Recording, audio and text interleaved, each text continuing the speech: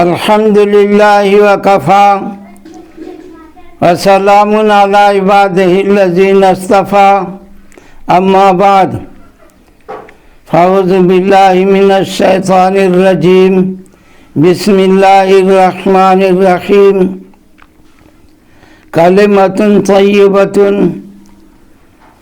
کشجرۃ طیبۃ اصلها ثابت وفرعها فی السماء۔ کلمہ طیبہ جو لا الہ الا اللہ محمد الرسول اللہ ہے، اس کو اللہ پاک نے مثال سے سمجھایا ہے کہ درخت جس کا جڑ انسان کے دل میں ہو اور اس کی شاخیں آسمان پر لہلہا رہا، تو یہ کلمہ طیبہ پاک کلمہ ہے، اور جو اس کو کلمہ پڑھے تو اللہ پاک اس کے کفر کو ختم کر دیتا ہے۔ الاسلام یہدم ما کان قبلہا، اسلام کے لانے سے پہلے جو حالت کفر میں اس سے گناہ ہوا، وہ اسلام لانے سے وہ پچھلا گناہ معاف ہو جاتا ہے۔ ایسے ہی حج کے بارے میں آتا ہے کہ الحج تعدم قبلہ ما کان قبلہ، اس سے پہلے جو کچھ گناہ کیا اللہ معاف کر دیتا ہے۔ تو میرے بھائی اور محترم بزرگوں، یہ پاک کلمہ جو ہے اس کے اندر تصدیق ضروری ہے۔ ویسے کلمہ تو پاک ہے، اور جب اس کو پڑھے گا تو دنیا کے اندر اس کو جو ہے ظاہری طور پر اسلام سمجھا جائے گا، لیکن دل کا تصدیق نہیں ہے تو وہ شخص کامیاب نہیں ہے۔ آپ صلی اللہ علیہ وسلم کے زمانے میں کچھ لوگ زبان پر کلمہ پڑھ لیتے تھے مجلس میں آ کر کے، اور پھر جب ان اپنوں میں جاتے، کافروں میں جاتے، تو کہتے ہم تو سب سے مذاق کرتے ہیں، ہم تھوڑے مسلمان ہوئے ہیں، مذاق کرنے کے لیے نہیں، تو مذاق کرتے ہیں ہم ان لوگوں سے۔ تو یہ لوگ جو ایمان والوں کے ساتھ کلمہ پڑھ لیا اور باہر جا کر کے اس کا خلاف کیا، اور وہ کہتے ہیں کہ ہم تو اس کے ساتھ مذاق کرتے ہیں، تو اللہ پاک کہتے ہیں کہ اللہ یستہزئ بہم، اللہ بھی اس کے ساتھ مذاق کرے گا جب قیامت میں پل صراط پر پار ہوگا، اور وہ دوسرے کے نور کے سہارے، جو ایمان کا نور ہوگا پل صراط پہ، وہ پار ہونا چاہے گا، اچانک وہ نور بجھ جائے گا، اور اس کے ساتھ اس طرح مذاق ہوگا جیسے دنیا میں لوگوں کو ایمان اور کفر کا مذاق اڑایا تھا، تو جہنم میں وہ شخص چلا جائے گا، بجھ جائے گا اور گر جائے گا۔ کلمہ طیبہ جو ہے وہ بہت قیمتی چیز ہے۔ من قال لا الہ الا اللہ دخل الجنہ، کہ جو لا الہ الا اللہ پڑھا تو وہ جنت میں جائے گا۔ تو یہ کلمہ بہت قیمتی کلمہ ہے، اور یہ جو اسلام لاتے ہیں، اسلام میں لا اکراہ فی الدین، زبردستی نہیں ہے اسلام لانے میں۔ وہ تو جس کو اللہ پاک دل کو شرح صدر کرتا ہے، افمن شرح اللہ صدرہ للاسلام، کہ اللہ پاک جس کا دل کھول دیتا ہے، شرح صدر کر دیتا ہے، تو وہ اسلام میں داخل ہوتا ہے، کلمہ پڑھ کر کے مسلمان ہو جاتا ہے۔ ایک مرتبہ کی بات ہے، وہ عبد الواحد بن زید کی کشتی پر سوار تھی، اور اتفاق یہ ہے کہ وہ کشتی انجن فیل ہونے کی وجہ سے اور مخالف ہوا کی وجہ سے وہ جو ہے اس کشتی ساحل پر لگنے کے بجائے بہت دور میں جا کے وہ کشتی لگی۔ خیر اللہ جان بچ گئی، باہر ہوئے۔ اب جب اس جنگل میں گئے، وہ تو جنگل تھا، باغیچہ تھا، وہاں گئے تو ایک بوڑھا شخص تھا، اسے دیکھ کر کے بہت خوشی ہوئی کہ بہت اچھا ہوا آپ تشریف لے آئے، مجھے کلمہ پڑھا دو، میں مسلمان ہونا چاہتا ہوں۔ تو خوشی سے اپنی مرضی سے وہ اسلام قبول کیا، اور عبد الواحد بن زید نے اس کو کلمہ پڑھا دیا۔ اب اس کے بعد وہ ساتھ ہو گئے، ساتھ میں آنے کے بعد جب آبادی میں آئے، گاؤں میں آئے، تو انہوں نے لوگوں کو بتایا کہ یہ شخص ابھی ابھی مسلمان ہوا ہے، تو تھوڑا اس کی مدد کر دوں، اس کے لیے کھانے پینے کا ہر چیز کا تھوڑا انتظام کر دوں۔ تو اس شخص کو بھی معلوم ہو گیا کہ میرے کھانے پینے کا انتظام کیا جا رہا ہے۔ تو انہوں نے کہا کہ میں 90 سال کی عمر میں، 100 سال کی عمر میں اتنے دن تک کفر پر قائم تھا، تو اللہ تعالیٰ کا سارا انتظام تھا، مجھے کھانا ملتا رہا، اور اب میں جب اس کا کلمہ پڑھ لوں گا تو میرے لیے آپ کے انتظام کی ضرورت ہے؟ کیسی بات کرتے ہیں آپ؟ تو دیکھیے کیا اللہ پر یقین اور سب کچھ اس کا بنا۔ تو پہلے جو ہے اسلام، کفر اور ایک نفاق۔ نفاق کیا تھا؟ زبان پر کلمہ ہو، دل میں اس کا یقین نہیں ہو، یعنی تصدیق نہیں ہو، دل نہیں مانا اس کا، وہ دکھاوے کے لیے پڑھ رہا ہے۔ تو یہ سلسلہ بھی تھا۔ تو اس تیسرے سلسلہ کو جو بیچ بیچ کا تھا، نہ کافر ہے اور نہ مسلمان ہے، منافق اس کا نام رکھا گیا۔ قرآن میں لکھا ہے کہ منافق گواہی دیتا ہے، نشہد انک لرسول اللہ، میں گواہی دیتا ہوں کہ آپ اللہ کے رسول ہیں۔ اللہ کی بھی گواہی دیتا ہے، محمد رسول اللہ کی بھی گواہی دیتا ہے، کہتا ہے اللہ یشہد، کہ خدا بھی گواہ کہ تم منافق ہو، تم مسلمان نہیں، کیونکہ اللہ اس کے دل کی حالت کو، کیفیت کو جان رہا ہے۔ اس لیے اللہ نے کہا کہ اللہ گواہ ہے کہ تم منافق ہو، تم کافر ہو، تمہارے اندر ایمان نہیں ہے۔ منافق کا کیا پہچان ہے؟ کہا کہ وَإِذَا حَدَّثَ كَذِبَ، جب بات کرے تو جھوٹ بولے۔ قرآن کا حکم ہے وَاجْتَنِبُوا قَوْلَ الزُّورِ، کہ جھوٹ بات سے تم پرہیز کرو، بچو اس سے۔ وَاجْتَنِبُوا قَوْلَ الزُّورِ، جھوٹی بات بولنے سے بچو۔ اور منافق جب بات بولے تو جھوٹ بولے، یہ اس کی پہچان ہے۔ اگر سچا بننا ہے آپ کو تو بتایا کہ یا ایھا الذین آمنوا کونوا مع الصادقین، تم سچوں کا ساتھی ہو جاؤ۔ اللہ سچا ہے اور جبرائیل امین صادق امین ہے، اور پھر آپ صلی اللہ علیہ وسلم بھی صادق امین ہے۔ تو جبرائیل امین کہا جاتا اور آپ صلی اللہ علیہ وسلم بھی صادق امین ہے۔ اس طرح اللہ سچا اور فرشتہ کا سردار سچا اور آپ صلی اللہ علیہ وسلم سچے، اور آپ کو ساتھ سچوں کا ساتھ دینے کے لیے کہا۔ تو اس لیے جو لوگوں نے بھی ساتھ دیا اور آپ کے ساتھ رہے، آپ کی بات مانا، اللہ کے حکم پر چلا اور نبی کے طریقے پر چلا، تو اس کو صحابہ کہتے ہیں۔ میں نے اعلان ہو گیا کہ ان کے ساتھی، ساتھ بیٹھنے والے، دین پر ساتھ دینے والے، ایمان پر ساتھ دینے والے، تو اس لیے اس کا نام صحابہ ہوا۔ تو سچا اگر بننا ہے تو سچوں کا ساتھی بننا ہوگا اور جھوٹ بولنے سے بچنا ہوگا۔ تو منافق کے اندر پہلی صفت تو یہ کہ وَإِذَا حَدَّثَ كَذَبَ، جب بات کرے تو جھوٹ بولے۔ وَإِذَا عَاهَدَ غَدَرَ، اور کوئی بات کا اگر معاہدہ ہو تو وہ بے وفائی کرے، اس کا خلاف کرے، وہ معاہدے پر قائم نہیں رہی۔ اب تیسری بات یہ بتایا وَإِذَا اؤْتُمِنَ خَانَ، کہ جب اس کے پاس میں کوئی امانت رکھی جائے تو خیانت کر دی۔ آپ صلی اللہ علیہ وسلم نے تو لوگوں کی، کافروں کی امانت تھی، اور جب آپ کو ہجرت کا حکم ہوا اللہ کی طرف سے، آپ جان بچانے کے لیے مدینہ نہیں بھاگے تھے، اللہ کو حکم تھا جانے کا، اس لیے آپ تشریف لے گئے، اور ابو بکر صدیق کو بھی اللہ کی طرف سے اجازت تھی، ساتھ میں جانے کا حکم تھا، اس لیے آپ دونوں گئے، ہجرت کر رہے تھے۔ تو ایسے موقع پر جبکہ آپ کے گھر کا چاروں طرف سے محاصرہ کیا تھا اور ہر قبیلے کے جوانوں کو رکھا تھا کہ آج رات اس کا کام تمام کیا جائے گا، لیکن اللہ نے جسے رکھے اسے کون چکھے۔ آپ صلی اللہ علیہ وسلم وہاں سے نکلے، تھوڑی سی مٹی کو پھینکا، سب کے سروں پر گیا، اور فَهُمْ لَا يُبْصِرُونَ تک سورہ یاسین پڑھنے کا ہے کہ وہ نہیں دیکھ سکتے، اس کی نگاہ ختم ہو گئی، دیکھ نہیں پائے۔ ابو بکر صدیق کے ہاں تشریف لے گئے۔ حضرت علی رضی اللہ عنہ کو کہا کہ تم جاؤ میرے بستر پر، میرے گھر پہ سو رہنا۔ حضرت علی رضی اللہ عنہ آپ صلی اللہ علیہ وسلم کے بستر پر آرام کر رہے ہیں، اور چاروں طرف سے مجمع جو ہے گھیرے ہوا ہے، صبح کا انتظار ہے جب نکلے گا اس کو جام سے تمام کریں۔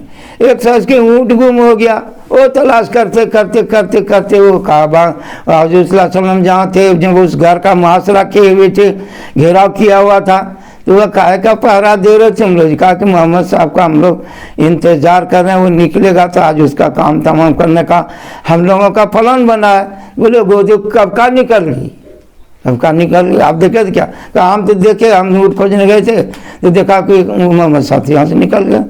नहीं तो आप बोलते हैं निकल गया, कब निकल? कहा वो तो मट्टी फेंक दिया, तो देखिए ना सर में मट्टी है। अब सब आदमी अपने सर को देखता है तो सबके सर पे मट्टी। जाहिर है घर जब चारों तरफ से घेराव किया होगा तो सबके सर पे मिट्टी नहीं जा सकती। हमारा रमेता इधर रमेता वाला कि अल्लाह रमा, ये मिट्टी तो अल्लाह ने फेंका और उनके सरों पर गया। वो झाड़ के सर देखता है तो सबके मिट्टी का दो गर्दा दे करके गया, मिट्टी दे के गया। तो इस तरह से वो देख भी नहीं पाया आप सल्लल्लाहु अलैहि वसल्लम को निकलते हुए, और हजरत अली रज़ियल्लाहु अन्हु ने जब भी नहीं देखा, और उसके बाद उस पर आराम से रात भर हजरत अली रज़ियल्लाहु अन्हु आराम करते रहे, सोए रहे। सुबह बेदार हुए तो लोगों ने देखा कि ये तो हजरत अली हैं।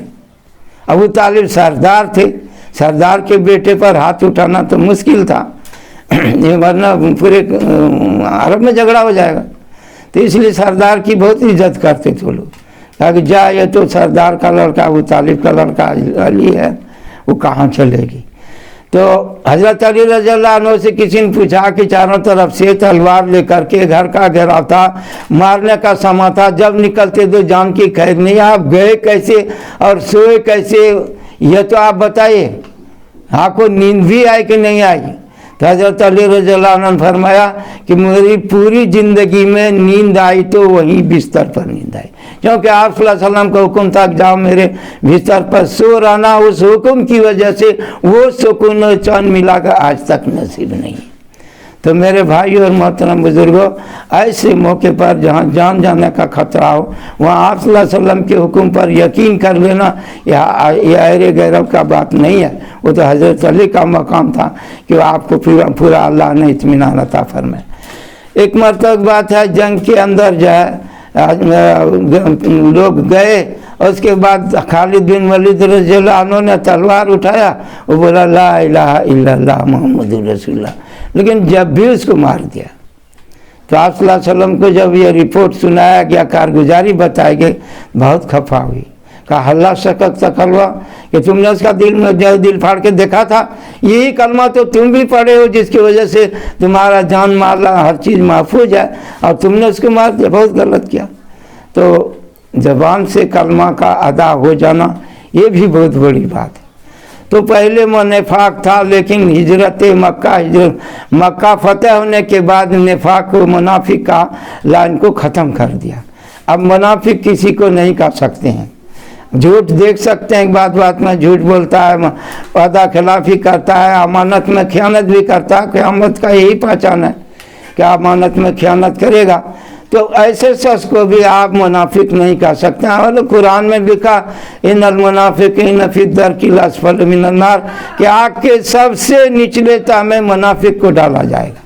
इसीलिए सहाबा कराम में जो है उन्हें डर होता था कहीं मेरे अंदर निफाक तो नहीं है, कि मैं जो मुंह से बोल रहा हूँ वाक़ईतन हमारे दिल में ऐसा है भी या नहीं है।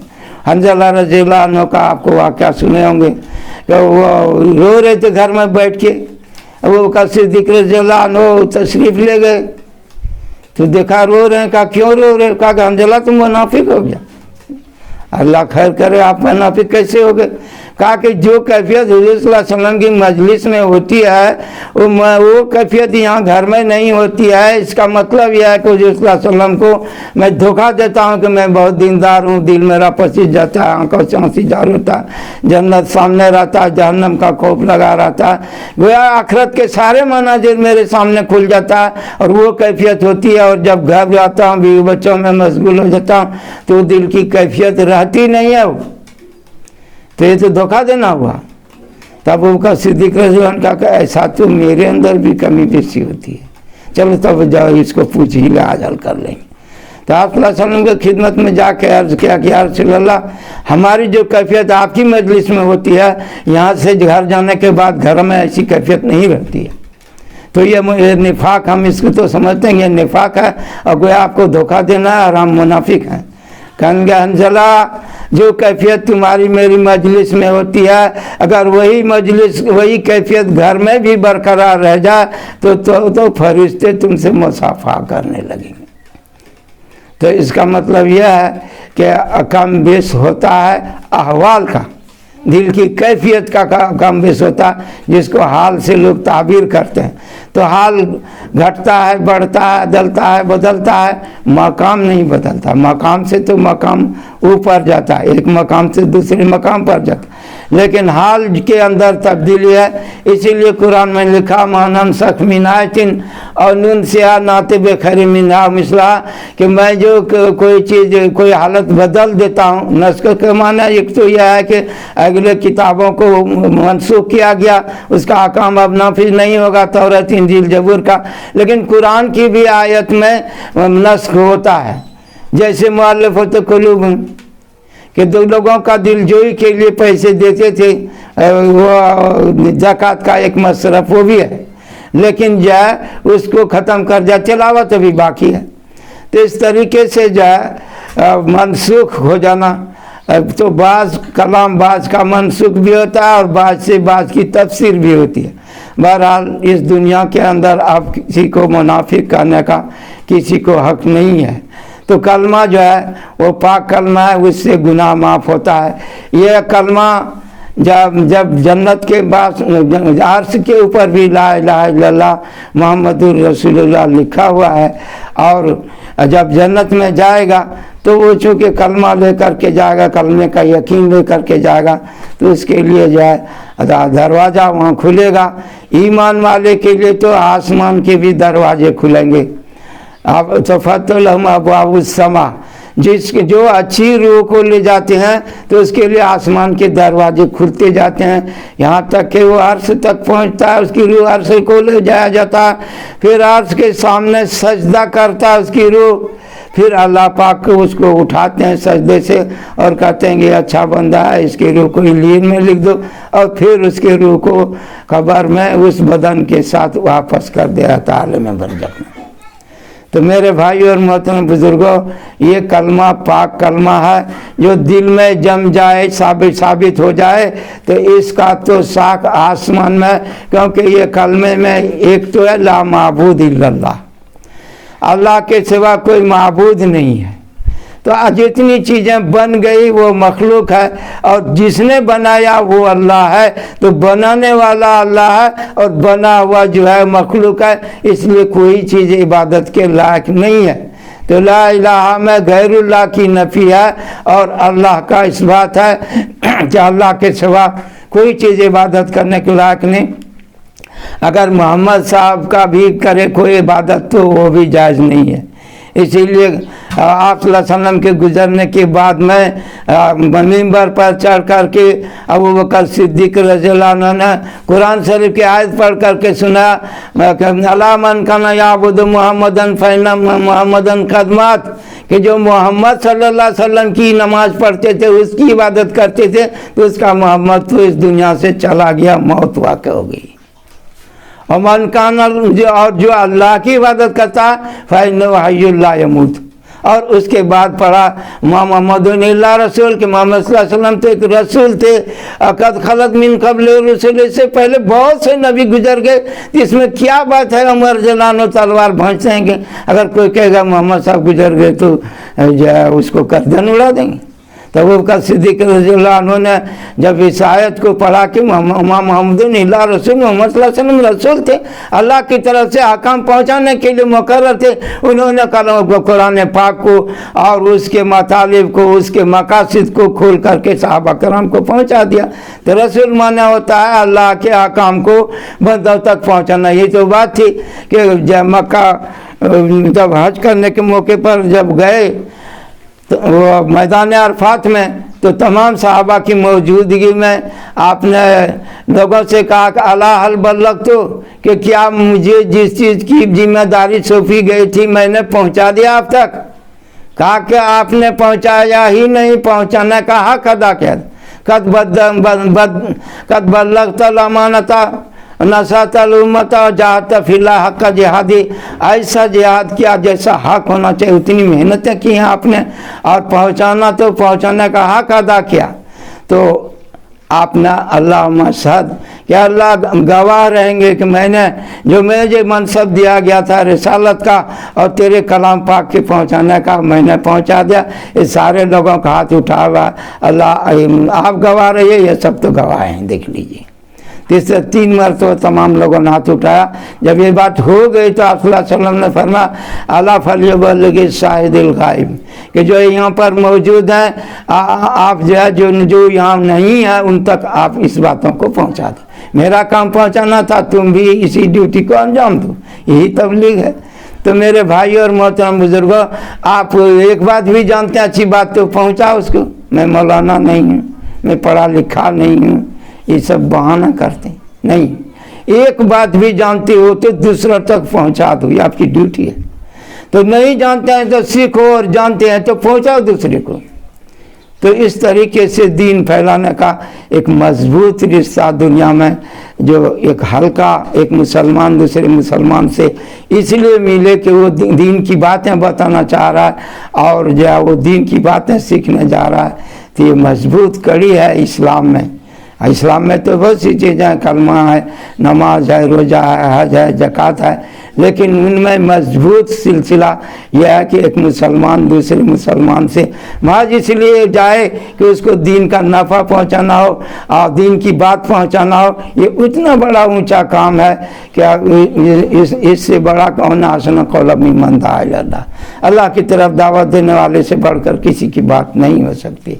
तो एक पाक कलमा दे करके भेजा गया, यही कलमा दिया गया। और जो बदन है उस बदन के अंदर जो पुतला बना था आदम अलैहिस्सलाम का, तो तमाम जगहों की मिट्टी, हर तरह की मिट्टी को फरिश्तों से मंगवाया था और मंगवा के एक जा मिट्टी रखवा तो दिए थे, लेकिन बनाया उसको अल्लाह ने अपनी कुदरत से बनाया, अपने हाथ से बनाया। अब ये कुरान में कुछ जाए मुतशाबिह लफ्ज़ है, कहीं हाथ का लफ्ज़ आया, कहीं साख का पिंडली का लफ्ज़ आया, कहीं आप जा समझे अल्लाह की मदद जमात पर अल्लाह का हाथ है। इसी तरह जो उसका पिंडली जो सुबह साख दौन सजूद क़यामत में पिंडली का तजल्ली होगी, लोग उसको सजदा करने झुक जाएंगे। तो इसी तरह कुरान में लिखा है कि क़यामत के वक्त क्या करेंगे, वह समा मतवियातुम बेयमीन, आसमान को हाथ में लपेटे हुए होंगे। ज़मीन क्या होगा, तो ज़मीन कब्ज़त हो यौमल क़यामा, क़यामत के रोज़ ज़मीन मुट्ठी में होगी और पहाड़ तो उड़ जाएंगे, सितारे बेनूर होके ख़त्म हो जाएंगे, समुंदर ख़त्म हो जाएगा। तो अल्लाह के हाथ में ज़मीन होगी और दाहिने हाथ में आसमान को लपेटे हुए हैं। तो दाहिना हाथ है तो इसका मतलब बायां हाथ भी मुतसव्वर होता है। और जो जहन्नम कहेगा हलमी मस्जिद और है तो दीजिए, तो आप जो है उस पर कदम रखेंगे तो जहन्नम कहेगा बस करो, अब मुझे नहीं चाहिए। तो आपका कदम होना, पिंडली होना, हाथ रहना, मुट्ठी में बना, ये सारा कुछ मुतशाबिह अल्फाज है जो लोगों को समझाने के लिए बताया गया है। हकीकत उसकी अल्लाह बेहतर जानता है, इसीलिए जो तशाबिह है उसमें तावील नहीं करना चाहिए। बस अल्लाह और रसूल आलम इसका हकीकत हाल क्या है। इसीलिए यद के माने कुदरत के कह देते हैं, कुदरत की चीज़ मुराद है। तो मेरे भाई और मोहतरम बुजुर्गों, अल्लाह की ज़ात पर यकीन रखना और ईमान लाना और कलमा पढ़ना और मोहम्मद सल्लल्लाहु अलैहि वसल्लम के तरीके पर चलना, ये कामयाबी है। यही ज़मीन के बारे में देख लीजिए, ज़मीन को समझाया, कहीं बताया कि ज़मीन जो है वो फरश है और आसमान उसका छत है और इसमें हम बादल से पानी लाते हैं और उससे बरसा कर जो तुम्हारे गले को और फलों को उपजाते हैं। इसमें कोई तो शरीक नहीं, मेरा साथ नहीं दिया, तो तुम मेरी इबादत करो। तो कभी घर के जैसा तस्वीर दिया कि खुदा ने फर्श को, ज़मीन को फर्श और आसमां को छत बनाया है, तेरी मर्जी है, इस घर में जहाँ चाहो रहा कीजिए। और उसके अलावा हर एक को अल्लाह ने घर अता फरमाया। बैतुल सबसे घटिया मकान अगर किसी मखलूक को मिला है तो मकड़ी का जाल। تو میرے بھائی اور مطلب کہیں سمجھاتے ہیں کہ اب یہ زمین ادم نزل الارض مہادا کہ زمین کو ہم دسترخوان بنائیں، الارض فرشنا فنعم الماہدون، دیکھو ہم زمین کو پھیلائیں کتنا اچھا دسترخوان ہے۔ تو ظاہر ہے کہ دسترخوان میں تو کچھ ہوتا نہیں ہے، دسترخوان میں باہر سے لایا جاتا ہے، تو پانی باہر سے لایا گیا، آسمان اللہ پاک نے لایا، اور تمام کھانے پکا ہوا ہر چیز میں انسان کے غذا، اللہ غذا کا محتاج نہیں، مخلوق کا محتاج نہیں، تو غذا کا کہاں سے محتاج ہے؟ وہ تو ان کی بنائی ہوئی چیزوں کا کسی کا محتاج نہیں، تو انسان غذا کا محتاج ہے۔ تو اب کہہ رہے ہیں کہیں جائے کہ بادل کو برسا سے پانی دیا اور زمین سے گلا، اور کیا بتایا؟ فالق الحب والنوا، دانا کو وہ پھاڑتا ہے اور گٹھلی کو بھی وہ پھاڑ کے نکالتا ہے، پیدا کرتا ہے۔ تو دانا تو کوئی یا دانا ڈالنے سے ہو جاتا ہے، جیسے دھان ہے، گیہوں ہے، چنا ہے، وہی ڈال دیتے ہیں۔ اب اللہ کی مرضی ہے کہ کس دانے کو کس جگہ اگنا ہے، وہیں اللہ پہنچا دیتا ہے، تو اگ جاتا ہے، بہت سا دانا سڑ بھی جاتا ہے، نہیں ہوتا ہے۔ تو اب کہیں جو ہے فالق الحب والنوا کا کر کے اللہ نے اپنا پہچان بتایا۔ آم کا درخت ہے، دیکھ لیجئے، آم کا اس درخت کا نام بھی آم ہے، اور اس کا جو سمجھے جو پھل آیا وہ بھی آم ہے، اور جب آپ کھا لیے تو کیا کھائے؟ آم کھائے۔ اور پھر اس کے بعد اس میں بچا کیا؟ بولا گٹھلی ہوا، اور اس کو زمین میں ڈالتے تو اس سے درخت پیدا ہوتا ہے۔ تو اس لیے بولتا ہے آم کا آم اور گٹھلیوں کا دام، کیونکہ گٹھلی سے درخت ہو جاتا ہے۔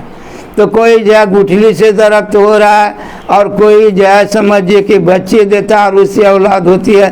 اب آپ دیکھ لیجئے کیلا کا درخت ہے، کیلا میں بیج نہیں ہوتا، وہ بتایا قرآن میں کہ طلع منضود و ظل ممدود، کتابت کیلے ہوں گے۔ کیلا کا درخت میں کھانی جو ہوتا ہے وہ اگر پورا اگر پھل ہو جائے اور یہ بھی ٹوٹے پھوٹے نہیں تو بچا ہی ہوتا ہے، ایک چور ادھر ہے، پھر اس کے بعد ہے، پھر اس کے بعد ہے۔ تو کیلے کے بارے میں طلع منضود کتابت کیلے ہوں گے، اور مائی مسکوب بہترین پانی ہوگا، ظل ممدود بہت لمبا سایہ ہوگا۔ تو اس کیلے کے بارے میں جو ہے بتایا، لیکن کیلا کا جو ہے بیج نہیں ہے تو ہوتا کیسے؟ تو کیلا کا درخت آپ لگائیں گے تو اس میں جو ہے اس کے اندر پھل آنے کے بعد میں اس کے بچے ہو جاتے ہیں، چاروں طرف میں دو چار اس کا بچہ جنم لیتا ہے اس کے جڑ سے۔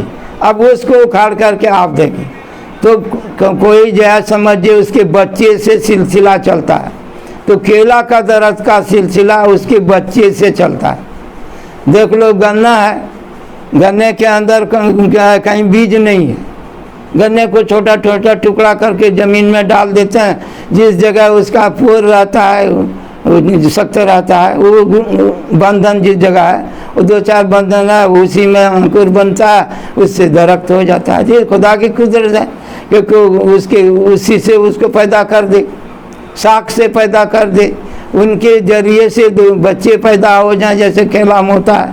تو انسان جب نیکی کرتا ہے تو یہ ایسا ہے جیسے اولاد دینے والی نیکی ہو، صدقہ جاریہ وہ ہوتا ہے۔ ایک بکری ہے، آپ نے ایک بکری تھی، پھر اس کے بعد اس کے بچے، پھر اس کے بچے، تو صدقہ جاریہ ہوتا ہے۔ تو کچھ عمل ایسا ہے جو سلسلہ اس کا چلتا ہے۔ تو میرے بھائی اور محترم بزرگوں، اللہ پاک نے طرح طرح سے انسان کو سمجھایا ہے اور اس کے پیدائش کو کھول کے بتایا ہے۔ میں نے ابھی چند مثال دیا کہ کبھی زمین کو چھت کے حساب سے بتا رہے ہیں، کہیں جو دسترخوان بنا کے سمجھا رہے ہیں، کہیں فالق الحب والنوا کہہ رہے ہیں۔ اس طریقے سے مقصد یا کہیں کہتا ہے فیہا تحیون و فیہا تموتون و منہا تخرجون، کہ اسی میں تم زندہ رہو گے اور پھر مرو گے تو اسی میں جاؤ گے، اور منہا تخرجون، اور اس سے نکالے جاؤ گے۔ اس کا مطلب کہ سب کوئی ایسا ہی ہوگا۔ تو عیسیٰ علیہ السلام پھر آسمان پہ کیسے گئے؟ مستثنا ہوتا ہے کہ نہیں؟ تو اب یہ تو کہہ دیا فیہا تحیون کہ تم اس زمین میں زندہ رہو گے، زندگی گزارو گے، اور فیہا تموتون، اور اسی زمین میں تم مر بھی جاؤ گے، اور منہا تخرجون، اور پھر اسی سے اٹھائے جاؤ گے۔ تو تو اس لیے عیسیٰ علیہ السلام کے بارے میں اللہ پاک نے کھول کے بتا دیا کہ ماں قتل ہو ماں صلب ہو، کوئی اس کو قتل بھی نہیں کیا اور کوئی اس کو پھانسی بھی نہیں دیا، ولیکن شبہ لہم، اس کو متصابر لگ گیا اس کے جیسا وہ شخص جو دیکھنے گیا تھا اندر میں کہ دیکھتا ہوں عیسیٰ علیہ السلام ہے کہ نہیں ہے، اللہ نے اسی کو شکل دے دیا اور اس کو لوگوں نے مار کے سمجھا کہ عیسیٰ علیہ السلام کو مار دیا۔ برفع اللہ علیہ یقینا، اللہ نے تو یقیناً اس کو اٹھا لیا۔ تو اب یہ فیاتم واللہ جب مستقر لا، کہیں کہتے ہیں زمین تو مستقر ہے، مستقر اس کو کہتے ہیں کہ تھوڑے دیر کے لیے سستانے کے لیے آرام کرنے کے لیے لوگ ٹھہر جاتا ہے، تو وہ تو گھر رہائش نہیں ہے اس کا، گھر نہیں ہے اس کا، وہ تھوڑی دیر کے آرام کے لیے ٹھہر جاتا ہے۔ تو کہیں زمین کو مستقر کہتے ہیں، کہیں پر جو ہے فیہا تحیون بتا رہے ہیں، کہیں پر کہتے ہیں کہ ایسے ہم کھانا، تو اللہ تعالیٰ نے مختلف انداز سے اپنے آپ کو پہچانوایا۔ وہ پتہ ہے منزل الذی یشفع عندہ، اب سفارش کون کر سکتا ہے میرے سامنے؟ تو اللہ کے سامنے سفارش کون سکتا ہے؟ اللہ بیجنی، اس کا حکم ہوگا تو کر سکتا ہے، لیکن کوئی حق رکھتا ہے کہ میں سفارش کا حق رکھتا ہوں، یہ کوئی اس کا حق رکھنے والا نہیں ہے۔ اللہ کی طرف سے فضل ہوگا، اس کا حکم ہوگا تو ہوگا۔ وما تشاءون الا ان یشاء اللہ رب العالمین، اللہ چاہے گا تو آپ کی مشیت اسی طرح ہو جائے گی، پھر وہ دنیا میں وجود میں آ جائے، غیر اللہ کی مشیت کے کچھ ہوتا بھی نہیں۔ تیرے حکم بن برگ جنبش نے کھائے، جگہ سے کہیں ہل کے جرا نہ جائے۔ تو اللہ پاک ہے، زندہ ہے، قائم ہے، اپنے اعتبار سے وہ رحمان ہے، رحیم ہے، اپنے صفات کو بتایا ہے۔ تو ایک تو اس کا ذاتی نام اللہ ہے، اور پھر اس کے بعد بسم اللہ الرحمن الرحیم میں رحمان اور رحیم کو بھی بتایا۔ محض اللہ کا مراقبہ کرنا، ذات کا مراقبہ کرنے کے لیے بتایا کہ وہ وراء الورا ہے۔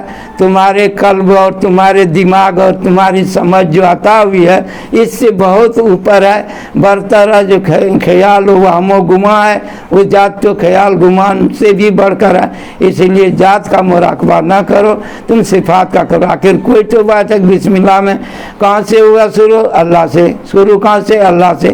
تو جن چیزوں پر نظر پڑ رہی تو اس کا نسب تو معلوم ہو رہا ہے کہاں سے شروع ہوا۔ چیز نظر آئی، یہ چیز نظر آئی تو فوراً نظر میں آیا کہ اس کا شروع اللہ سے ہے۔ تو اللہ پر پہلے نظر گئی نہیں گئی، مگر انسان کو کہا فَلْيَنْظُرِ الْإِنسَانُ مِمَّا خُلِقَ، کہ تم پیدا کس چیز سے وہ وہاں پر نظر رکھو، تو تمہارے اندر غرور فخر نہیں آئے گا، کبر نہیں آئے گا۔ اس کبر کو توڑنے کے لیے بتایا کہ تم جس چیز، اگر مٹی سے پیدا، مٹی کیا بتا ہے؟ جلولن، زمین کو ہم جلیل بنا دیے ہیں، پست بنا دیے ہیں، اس کا کوئی حیثیت نہیں رہنے۔ فَمْشُوا فِي مَنَاكِبِهَا، زمین میں گھومو پھرو، فَمْشُوا فِي مَنَاكِبِهَا وَكُلُوا مِن رِزْقِهِ، اور اس کا دیا ہوا رزق کھاؤ۔ وَإِلَيْهِ النُّشُورُ، پھر ایک دن تم کو اس کے طرف میں پھیل جانا ہے۔ کہیں کہیں کہتے ہیں کل سیرو فی الارض، زمین میں سیر کر کے دیکھو، تو زمین میں سیر کر کے کیا دیکھیں گے؟ فانظروا کیف کان عاقبۃ المکذبین، کہ جھوٹوں کا کیا انجام ہوا۔ اللہ نے نوازا، سر میں درد بھی نہیں، تو انا ربکم الاعلی، میں سب سے بڑا اللہ ہوں بن کے اعلان کر دیا۔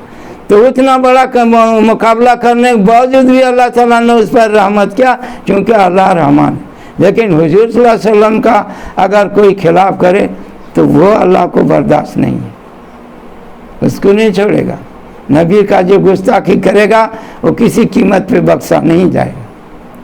ہاتھی کو آپ کچھ کریں تو وہ سہ لے گا، لیکن اس کے بچے کو کچھ کریں گے تو جان سے مار دے گا آپ کو۔ تو اسی طرح آپ صلی اللہ علیہ وسلم کی جو توہین کرے گا تو اللہ کا عذاب اترے گا، وہ کامیاب ہو نہیں سکتا، ہر طرح ناکام ہو۔ تو اللہ رحمان ہے، تو اگر کوئی رحمان کی صفت کا مراقبہ نہیں کرتا ہے، رحیم کا دھیان نہیں کرتا ہے، صرف اللہ ہی کا دھیان میں لگا رہتا ہے، تو اس کا مطلب ہوا کہ آپ بسم اللہ کا بھی آدھا ہی پڑھیں۔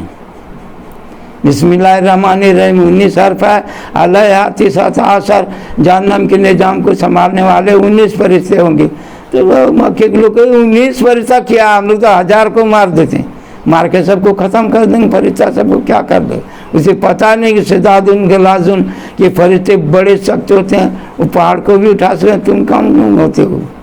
تو انہیں پتہ نہیں، یہ بھی ایک تمجھے ان کے بھاگنے کا ذریعہ ہو گیا۔ کہ جہنم کے اندر مقرر، اب فرشتے تو نظام میں لگا ہوا ہے، قیامت کے اندر 4 گواہ چاہیے، عدالت جب ہو تو ایک گواہ تو یہ زمین بنے گی، یوم دن تو حدث اخبارا، اس کے اندر سرزمین میں کیا کام ہوا زمین کو بتانا ہے، اور پھر دوسری گواہی نختم علی افواہہم وتکلمنا ایدیہم وتشہد ارجلہم بما کانوا یکسبون، منہ پہ مہر مار کر کے یہ بدن کو حکم دے گا تم بتاؤ، تو یہ ہاتھ نے اور پیر نے جو کچھ کیا ہے وہ گواہ دے دے گا۔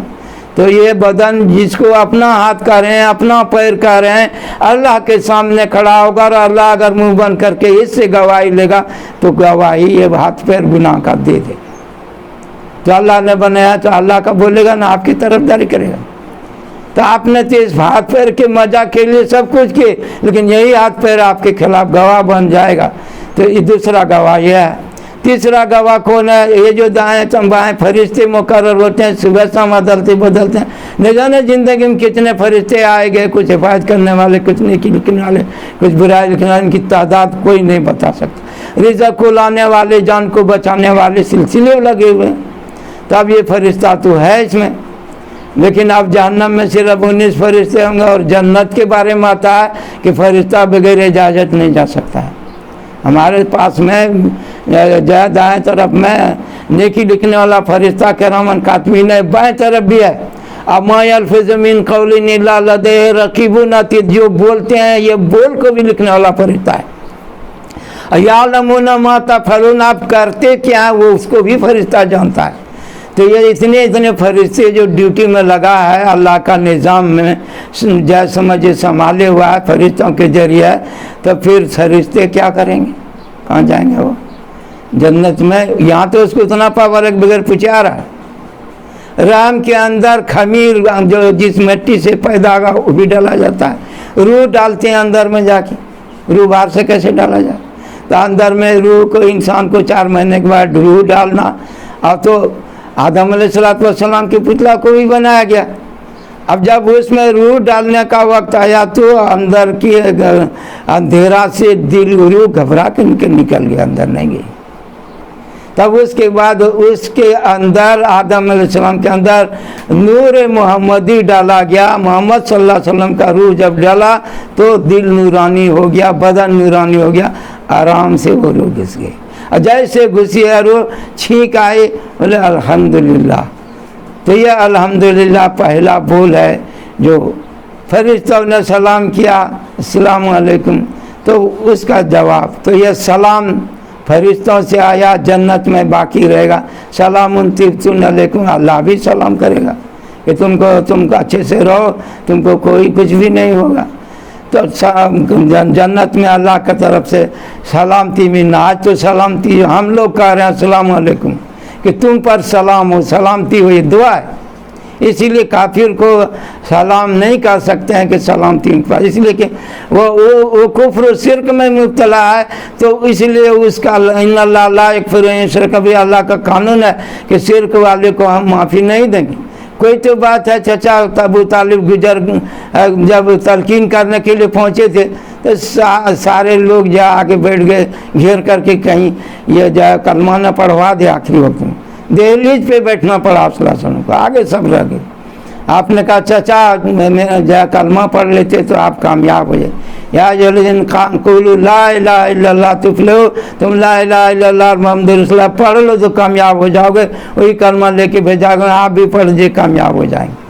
تو چچا اس کو دیکھتا ہے جو مجلس میں ہے، سب سے ان کے رشتہ دار وہی لوگ تھے، تو دعا کیا کہ اللہ ہمارا چچا کا دل پسیج نہیں رہا ہے، آپ اس کو جنت اور جہنم بھی دکھا دیجیے۔ تو اللہ نے جنت اور جہنم بھی دکھا دیا۔ تو اس نے کہا کہ بھتیجا میں دیکھ رہا ہوں کہ اگر میں نے جو ہے وہ کلمہ نہیں پڑھا تو میں کس آگ میں جلوں گا، میں دیکھ رہا ہوں۔ اور جو بہترین جگہ ہے وہ جنت، جو میں کلمہ پڑھوں گا تو کتنی اچھی جگہ میں جاؤں، وہ بھی دیکھ رہا ہوں۔ لیکن میرے مرنے کے بعد جو ہے کہے گا کہ بھتیجا کا، میری بھتیجا کا کلمہ یہی تو تھا جس نے گمراہ کیا رسول کا نام۔ اسی لیے کہتے ہیں اشہد ان محمدً عبدہ و رسولہ، میں گواہی دیتا ہوں کہ وہ عبدہ تھے پہلے اور اس کے بعد رسول تھے۔ رسالت کا بھی گواہی دینا، عبدہ کا پہلے گواہی دینا، دیکھ لیجیے۔ تو آپ اللہ کا بندہ ہے، جو حکم ملا وہ کیے. تو اب جو ہے اس نے کہا اب اس کی سفارش کیا ہوا، اس کے لیے آپ استغفار پڑھنے لگے، مغفرت کے لیے دعا کرنے لگے. اللہ پاک نے کہا کہ جو ہے 70 بار بھی تم اس کے لیے معافی مانگو گے تو سبھی نہ مرتن 70 بار بھی تم معافی مانگو تبھی معافی. 70 کون پوچھے اس کے لیے، اگر ہم اس سے بھی زیادہ ہم کو معافی مانگنا ہوگا، استغفار پڑھنا ہوگا تو پڑھیں گے، لیکن اس کو بخش دیجیے. تو آپ صلی اللہ علیہ وسلم کو منع کر دیا کہ آپ کافر کے لیے دعا نہیں کر سکتے. تو آپ کو رکنا پڑا. جب تک سمجھا رہے تھے تب تک تو آپ ضد مچا رہے تھے، اور جب حکم ملا کہ آپ استغفار اس کے لیے کافر کے لیے استغفار نہیں کر سکتے تو آپ رک گئے.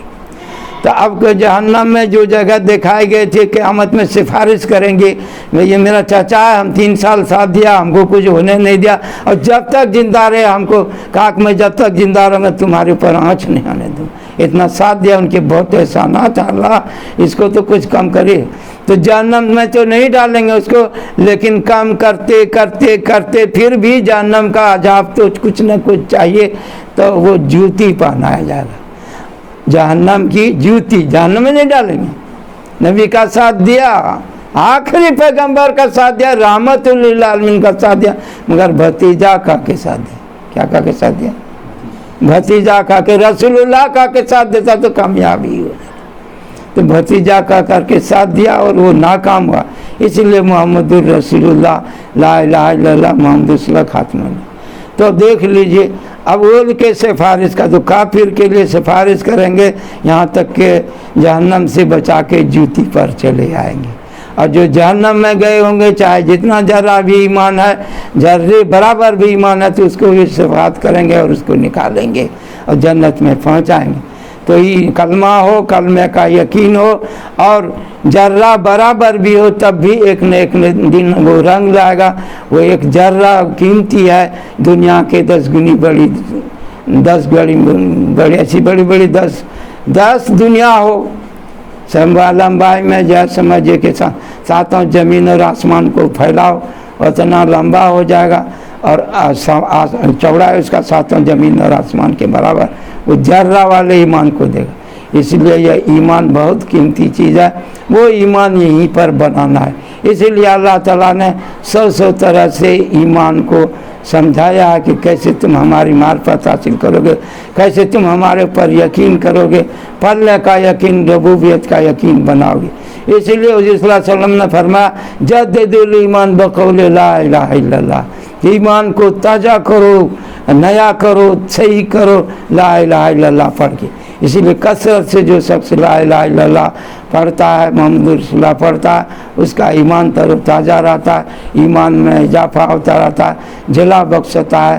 اور یہی بنیاد ہے انسان کا اور کائنات کا، جو ہے اس کا اصل و ثابت دل میں اس کا اللہ کی توحید ثابت ہے، رسالت ثابت ہے، اور اس کا ساکھ جو ہے آسمان تو اوپر کے معنی میں یعنی جنت اوپر میں ہے.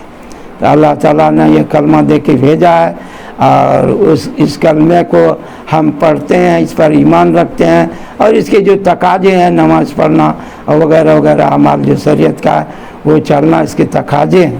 تو اب اس کو تقاضے کو، جو کلمے کے تقاضے کو پورا کرے گا، کلمے پہ یقین ہوگا، کلمے کو جائے. تو کلمے کا فائدہ کیا ہے؟ کہ اس کو بڑے بڑے گناہوں سے روک دے، سمجھو گے صحیح کلمہ ہوا اس کا. اور اگر کلمہ پڑھ رہا ہے اور بڑے بڑے گناہوں سے نہیں رک رہا تو اس کا مطلب ابھی اندر میں مضبوطی نہیں ہوئی. تو کلمہ وہ ہے صحیح کہ انسان کلمہ پڑھے تو گناہوں سے اس کو کلمے سے رکاوٹ بن جائے. بھائی اللہ نافرمانی کریں گے، اللہ ہم سے خفا ہوگا، ناراض ہوگا. تو ایک تو لا معبود الا اللہ ہے، دوسرا لا مقصود الا اللہ ہے. مقصد اللہ ہو، مخلوق نہیں ہو. کسی چیز بھی شہرت، عزت، دولت، یہ سارے بھوت ہیں، یہ ساری شکلیں ہیں.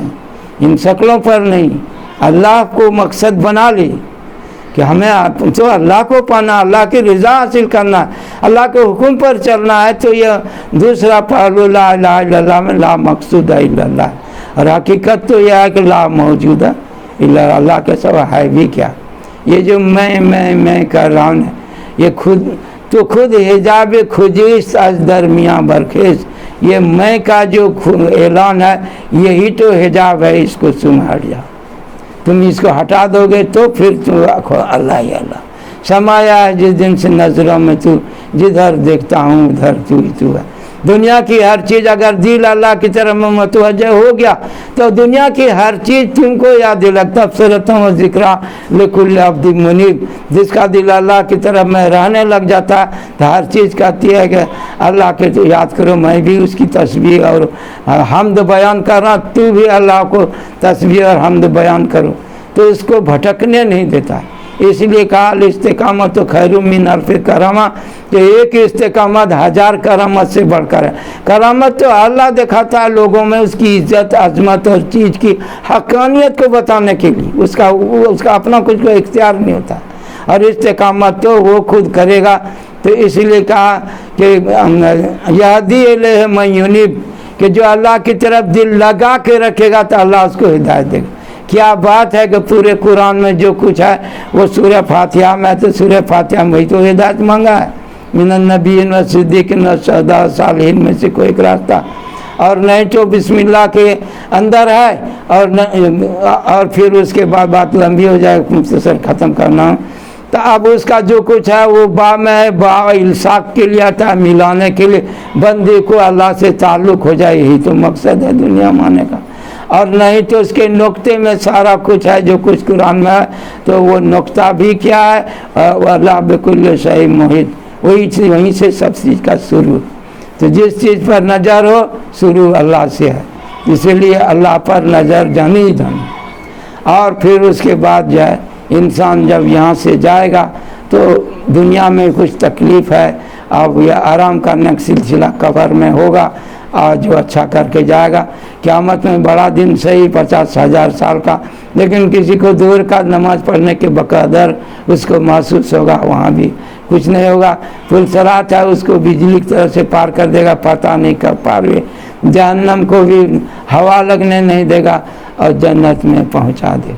تو اللہ تعالی ہم سبوں کو آخرت بنانے کی فکر عطا فرمائے، کلمے پر جمنے کی توفیق عطا فرمائے، اور جن لوگوں نے بھی سارے عالم کے مسلمانوں کو سب کو اللہ کلمہ ایمان پر توفیق دے، ثابت قدم رہنے کا، کلمے پہ ثابت قدم رکھنے کا۔ آخر دعوانا الحمدللہ۔ دعا کر اللہم صلی علی محمد وعلی محمد کما صلیت علی ابراہیم وعلی آل ابراہیم انک حمید مجید۔